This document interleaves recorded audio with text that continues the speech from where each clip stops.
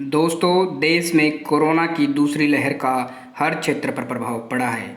इसका सबसे ज़्यादा प्रभाव प्राइवेट सेक्टर पर हुआ है, जिससे ना जाने कितने लोग अपना रोज़गार खो बैठे हैं। इस वीडियो में हम जानेंगे सरकार क्या दावे करती है और इसकी सच्चाई क्या है।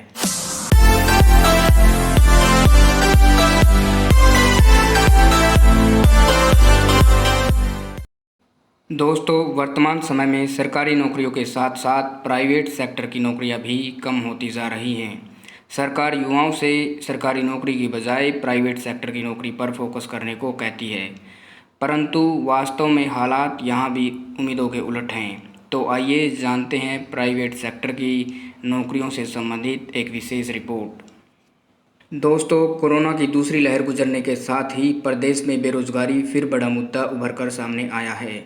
सरकार कह रही है कि सभी को सरकारी नौकरी नहीं दे सकते, प्राइवेट सेक्टर में रोजगार के काफ़ी विकल्प मौजूद हैं। हालांकि प्रदेश के 7 जिलों में 7 बड़े इंडस्ट्रीज़ एरिया हैं और उनकी मौजूदा हालत भी चिंताजनक है।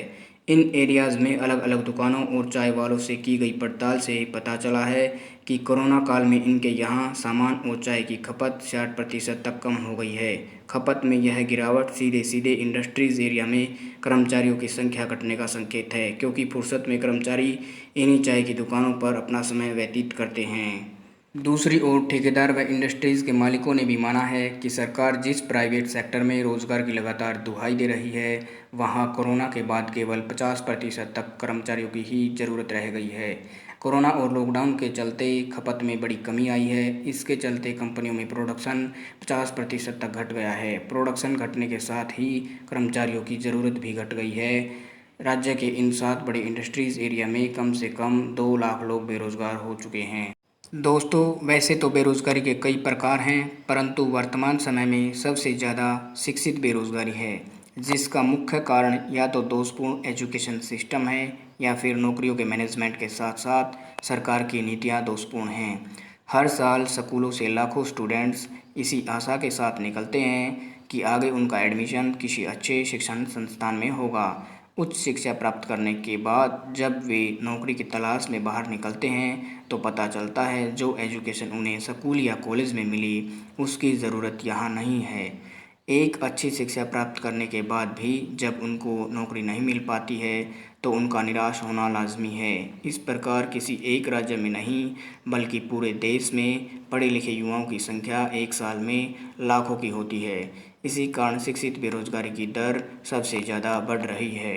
दोस्तों, अब बात करते हैं बेरोजगारी दूर करने के लिए क्या प्रयास किए जाने चाहिए।